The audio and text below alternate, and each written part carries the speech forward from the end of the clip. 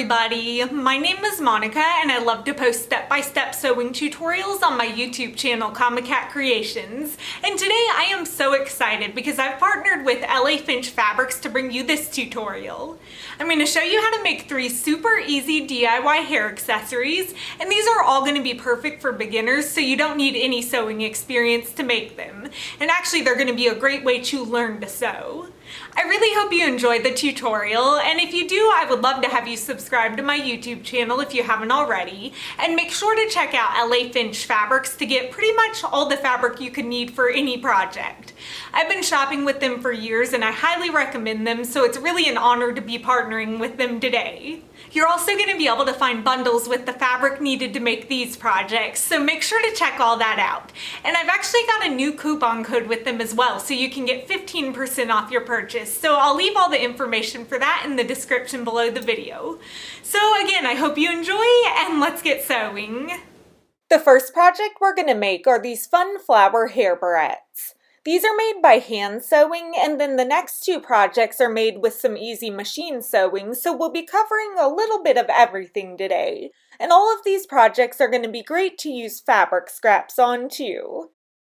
To make them, you'll need a small scrap of any fabric, a pair of scissors, a needle and thread, a plate that measures about 6 inches across, a marker, a bobby pin or other hair barrette, and a button.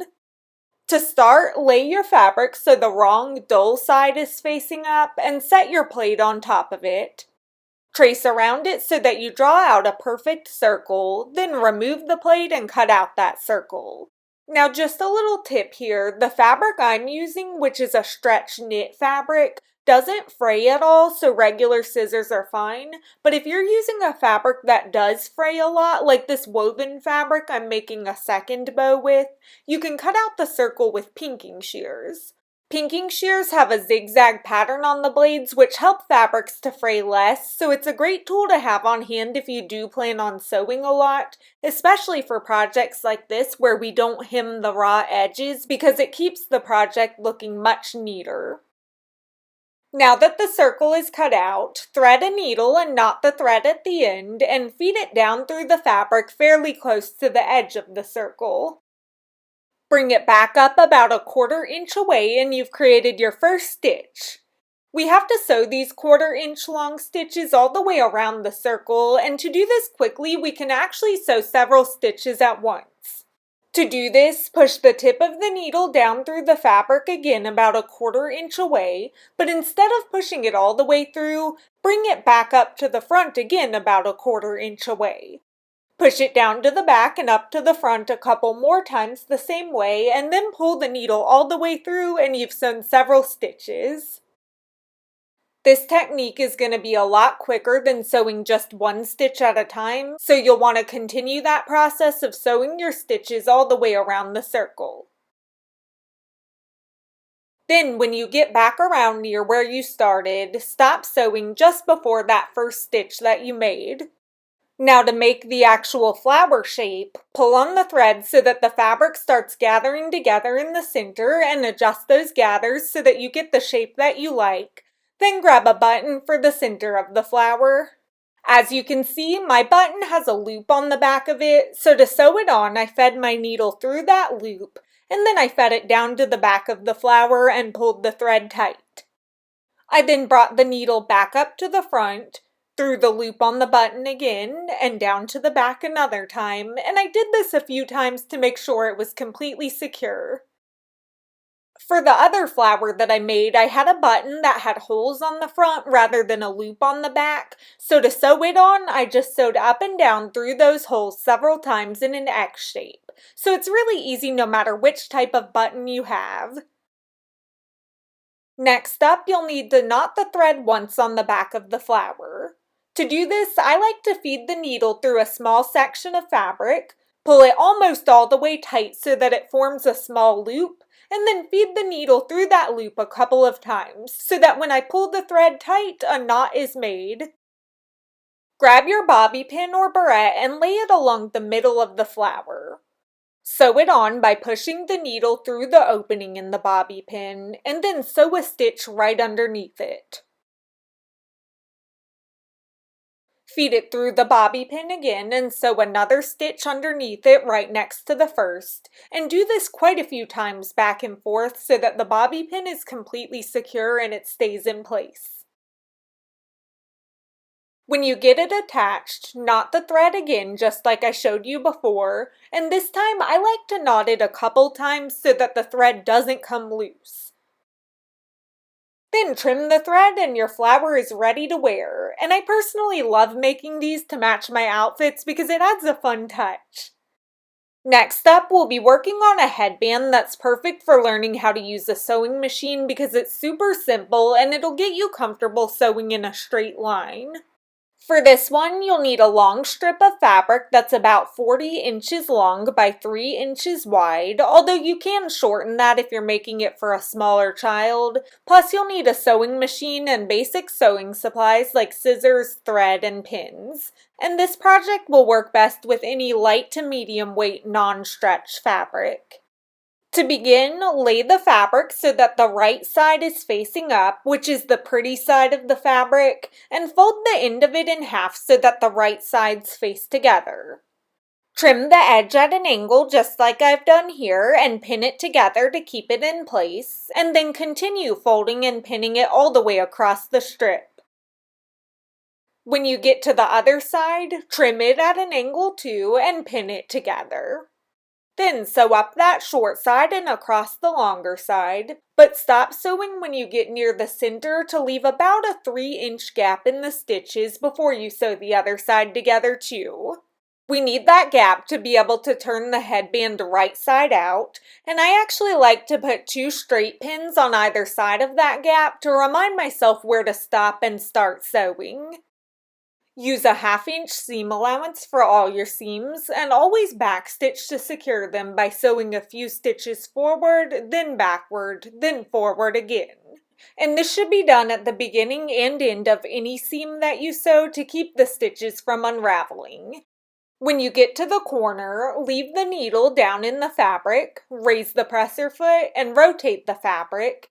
Then lower it again so you can sew down the long edge of the headband. And you'll want to remove the pins as you sew so that you don't break a needle.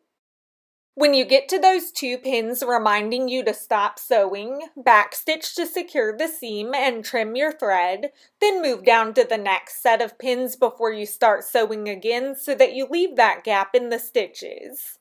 Sew down the rest of the headband to finish sewing it together, and now we'll turn it right side out. Grab something long and thin like this rounded end of a paintbrush and use it to push the short end of the headband through the tube. Just don't use anything too sharp or you'll poke a hole in the fabric.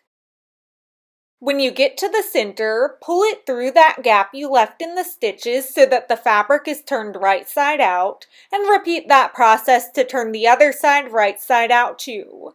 And by the way, if you've been wondering why I didn't use pinking shears to cut out this project, even though it's the same fabric I used them on earlier, it's because the raw edges are now completely hidden inside the project, so we don't have to worry about those fraying edges since they're no longer visible. Iron the headband so that the fabric lays nice and flat, making sure to follow the heat instructions for your fabric type. And you'll want to get in the habit of ironing a lot when you sew because it keeps your project so much neater. To finish the headband, we'll be top stitching all the way around the edge, which will close up that gap we left in the stitches, plus it'll add a nice detail too. Top stitching is sewing a row of stitches close to the edge of the fabric, and it's a technique that's used on a lot of projects because it adds a neat professional finish, so it's really a great skill to practice.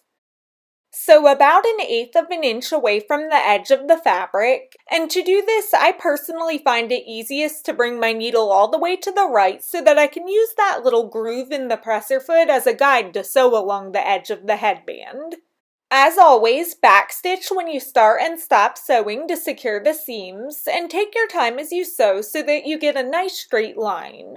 Although if you're new to sewing, don't be discouraged if your lines aren't perfectly straight to begin with, because once you practice, that's something you'll get the hang of in no time.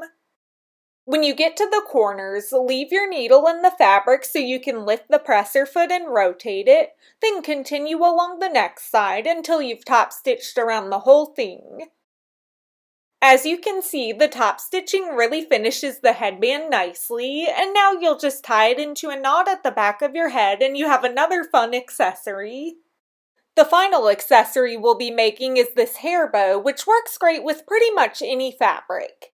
For this one, you'll need a piece of fabric that measures 11 inches long by 9 inches wide, a smaller piece that measures 3 inches long by 2.5 inches wide, and then your sewing machine, thread, scissors, pins, and a hand sewing needle.